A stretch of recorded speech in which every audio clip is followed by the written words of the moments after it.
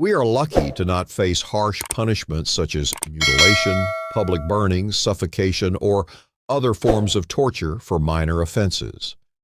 Slaves throughout history sadly lacked the human dignity that is a fundamental human right. They were denied the most basic liberties that we frequently take for granted, treated like property, and endured unspeakable abuse. Today, we aim to show the brutal punishments inflicted on black bodies throughout slavery. Get ready to be appalled and terrified, but most of all, get ready to never forget. However, I must caution you that the information you are about to learn is quite upsetting. Nevertheless, these are 10 of the most abhorrent penalties meted out to black people during the enslavement era. First place, salting and whipping. A man named Peter broke free from slavery on a Louisiana plantation in March 1863. Despite the perilous voyage, he ultimately found refuge in Baton Rouge among Union forces. Military physicians evaluated a black soldier before he joined a unit, revealing shocking findings. His back was covered in deep, noticeable scars from the frequent vicious beatings he had from his previous overseer. Captain John Lyons of St. Landry Parish, Louisiana, had legally owned Peter. The fact that the slaveholder owned 38 slaves at the time and operated his farm in what may have seemed to be a location connected to sanctity and purity makes it even more unsettling. Who knows what more he did to all of them or allowed his slave owners to do? Slaves in America, including children and pregnant women, were frequently whipped as a form of discipline. In 1844, the St. Louis Republican reported that an 8-year-old female slave was whipped to death by her master. The owner's conduct went unpunished. Some owners, though, weren't satisfied with merely whipping. These masters mandated that the wounds of their slaves be split open and treated with turpentine and red pepper as soon as the wounds started to heal. One owner reportedly even pulverized a brick into dust and debris, combined it with grease, and had it applied to a slave's wounds. The ache was unbearable. On November 12, 1863, the Bostonian letter addresses Peter's case, whose lacerated back and a photo sparked indignation and considerable sympathy in humanitarian circles. Speaking mostly French and in weak English, Peter described his escape and the horrifying abuse that overseer Arthur Carriere had subjected him to. In addition to receiving a severe beating, Peter also had salt brine applied to all of his wounds. In addition to other cruel techniques like turpentine and hot pepper juice, the practice of whipping and salting wounds was regrettably widespread among enslaved people who were punished for various offenses judged suitable by their owners or overseers. Regretfully, some slaves were even whipped for doing nothing wrong to their owners. Slave owners may whip their slaves to suppress defiance, even before an offense occurs. It was believed that doing this would shatter their spirit and stop them from committing crimes in the future. Mutilation number 2. Another harsh practice that was frequently carried out in the name of punishment or even purportedly for the slave's own benefit was the mutilation of slaves. Historical accounts, however, show that these actions were much more about violence than rehabilitation. To illustrate the horrifying extent to which slave owners would go in order to maintain control, Captain Philippe Loit, for example, was known to break the teeth of female slaves who were considered unruly. Mutilation was frequently a fate as terrible as actual death. During the Middle Passage, ship captains beheaded recaptured slaves who tried to flee as a warning to others. Additionally, slaves who fell asleep in the mill due to tiredness might have a limb amputated as a warning to other slaves about the risks of dozing off at work in the hard conditions of sugar plantations. However, compared to other cases, even those practices were not nearly as heinous. According to Moses Roper, a slave in the Carolinas and Georgia, his master threw tar on him, set him on fire, clamped his fingers in a vise, removed his fingernails, and smashed his toes with a sledgehammer. Not everyone is as fortunate as Roper, who lived to tell the story. Third, in hot grease, tying and burning Harriet Jacobs was born in 1813 and often suffered from severe abuse at the hands of her master. Fortunately, she was able to escape enslavement and write about her ordeal. She describes a slaveholder named Mr. Litch in her book, Incidents in the Life of a Slave Girl. He owned 600 slaves and was quite wealthy. Those slaves were punished in a variety of ways. Harriet, however, claims that tying a rope around the slave's body and suspending him from the ground was a typical form of punishment. A slice of fat pork was suspended above a fire that had been started beneath them. As the pork cooked, scorching fat fell on the naked flesh, inflicting great discomfort. Who knows how many of Mr. Litch's hundreds of slaves had to go through this terrible torment? The hog's head. We return to the story of Moses Roper, who endured and saw numerous terrible types of punishment when he was a slave. Roper, who frequently visited slave kingdoms with his owner, witnessed the brutal treatment of slaves. Following his escape from slavery, Roper penned a book that described the cruel treatment and humiliation that American slaves faced, particularly the heinous joy that some owners felt in using corporal punishment. There existed a slaveholder named Colonel McQuiller, according to Roper. This man would hammer nails into a big barrel, often known as a hog's head, leaving projecting nail points inside. The owner and other slaves watched as the slaves were then packed into large barrels and rolled down long, steep slopes. The owner was able to murder 7 of his slaves with this cruel punishment. According to Roper, this type of discipline was initially used by a man by the name of Mr. Perry and was thereafter imitated by a number of other slave owners. 5. The Virginia escaped slave play Wells, William Brown talked about a particular kind of discipline he experienced in Virginia. Brown was employed by the aggressive and abusive Major Freeland when he was a slave.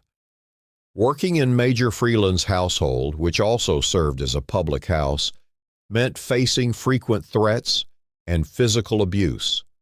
The Major frequently threw chairs at his slaves in outbursts of rage. But the Major's favorite form of punishment was to tie them up and give them severe whippings in a smokehouse. Then, as an additional kind of punishment, he would light a fire with tobacco stems to smoke and suffocate the slaves. This was dubbed the Virginia play by him. Brown complained to his own master about Major Freeland's brutality, but as long as his master was still getting paid for his work, nothing was done about it. Brown ran to the woods but was quickly apprehended by bloodhounds. After being apprehended and brought back to Major Freeland, he repeatedly experienced the same punishment he had seen while residing at the Major's. A torturous smoking ritual in the smokehouse after intense whistling. Brown was freed and resumed work after the Major determined he had enough to smoke. Public burning at number 6. Throughout history, slave punishments were frequently performed in public with the goal of making other enslaved people fearful and obedient. Even the residents of nearby towns attended these gory performances for amusement. Public burning was one of the most brutal forms of punishment, with captives chained to stakes or hung above a fire. Others endured unspeakable scorching pain until death finally gave them relief, while others perished from smoke inhalation before the flames reached them. The story of a slave named Jerry is one example. Jerry was burned in front of thousands of onlookers in an open field in 1830. He was shackled to a stake in the scene, which also had a sizable pile of pitch pine logs and kindling. Jerry allegedly prayed aloud as the flames engulfed him despite the cruel conditions, and his execution became well known as the final known incident of a slave being burned in South Carolina. You may ask why he received such a sentence. Jerry was accused of sexually abusing his subcontracted master's wife. It's a serious sin.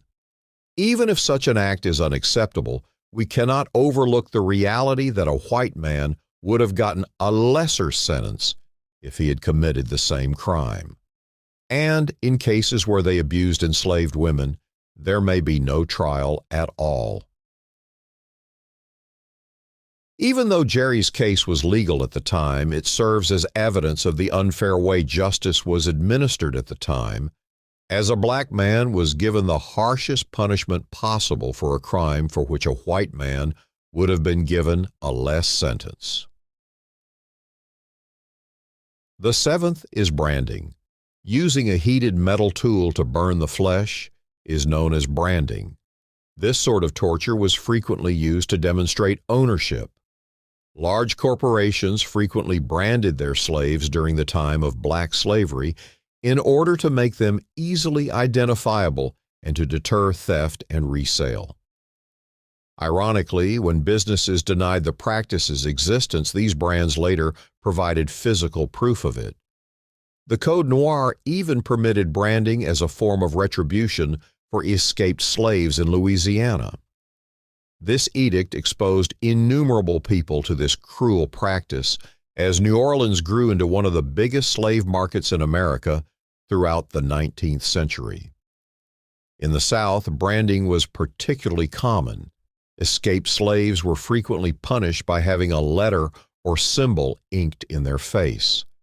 This normally prohibited that person from being allocated to any housework or serving duties. On July 28, 1838, the North Carolina Standard issued an ad for a fugitive slave with a $20 reward. The tall, ebony woman was burned with the letter M on the left side of her face a few days prior to her departure. A wealthy St. Louis man had branded his slave Reuben with the words, "A slave for life," according to another publication. Number 8. Throughout slavery's history, chains were a common instrument of oppression. While repeat fugitives were frequently chained to their jobs or to other slaves, Africans in captivity were shackled together on slave ships. At the time, Madame Delphine LaLaurie was a well-known socialite who gained notoriety for torturing slaves with chains. In 1834, a fire broke out in Madame LaLaurie's home. Rescuers hurried forward in an attempt to put out the fire and guarantee the residents' safety, oblivious to the horrors hidden deep within the home. From there, several enslaved people were discovered in a horrific situation, their limbs stretched and ripped by chains, and they were suspended by their necks. Outrage in New Orleans and elsewhere was triggered by this eerie episode. A crowd quickly formed. They burned the mansion's belongings and furnishings in protest of the LaLaurie's acts after learning of the enslaved person's abuse. Historical reports vary on the actual number of enslaved victims, but the discovery at Madame LaLaurie's chateau highlights the tremendous cruelty and suffering caused by the usage of shackles on slaves. Despite the fact that demotion and sale can appear less severe than other forms of enslavement, they could have fatal consequences. In addition to supporting physical punishment like whipping, George Washington supported demotion and sale as forms of discipline. In 1793, Washington directed his farm manager to threaten an enslaved bricklayer named Muckless with a transfer to agricultural labor due to his questionable work ethic. Demotion to field work frequently resulted in worse working conditions, back-breaking labor, and greater exposure to violence for enslaved people employed in skilled or domestic jobs. In the worst situations, slaves were sold to infamously harsh owners who made them work non-stop, frequently resulting in their early deaths. George Washington frequently used this as a final option. He would punish slaves who repeatedly tried to flee by selling them to neighboring plantations. Despite having previously opposed the practice, he sold at least 3 men, Tom, Wilshag, and Jack, to the West Indies.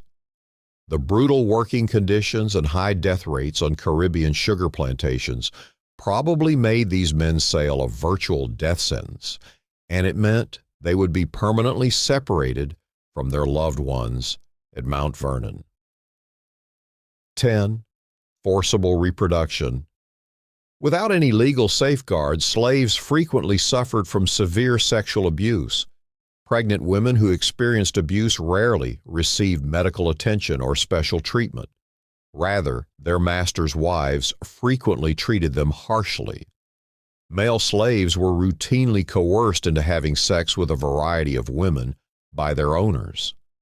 The South experienced a slave shortage with the enactment of the U.S. Act in 1808 that forbade the importation of slaves, which resulted in a flourishing domestic slave market. Due to the rising demand for slaves, people were frequently bought and sold based on their capacity to procreate. In order to increase the number of children, slaves were compelled to procreate with other slaves. Although slaves had some input in picking their companions, historical records show that slaveholders often matched them primarily on physical characteristics. Additionally, there have been cases where slaveholders have forced female slaves to become their mistresses and bear them children. Thomas Jefferson and Sally Hemings' relationship is a well-known illustration of this. Thomas Jefferson, the 3rd President of the United States, held a mixed-race enslaved woman named Sally Hemings. Sally was born into slavery since her mother was enslaved, even if her father was white. Because the law required that a child's status follow that of their mother, regardless of the father's ethnicity or social standing, this was a frequent occurrence. Thomas Jefferson's long-term sexual engagement with Sally resulted in multiple offspring. According to historical accounts, this connection started while Sally was a teenager and lasted for a long time. Hemings could not reject Jefferson's advances or choices about her reproductive options because of the power dynamics between Jefferson as his master and Hemings as his slave. Just now, we looked at some of the most heinous penalties meted out to African American slaves during the time of slavery. Even though it's a sad topic, in order to prevent such crimes from occurring in the future, we must remember and respect the anguish that was endured during slavery. We may continue to treat every human life with the respect and dignity it merits by being aware of our past. To help raise awareness, please hit the like button and share this video if it opened your eyes or touched your heart in any way. Would you like to provide any further information? Let's continue the discussion by leaving a comment below. In order to always participate in these thought-provoking conversations, we strongly advise you to subscribe. By working together, we can respect the past, work toward a better present, and create a more equitable future for all.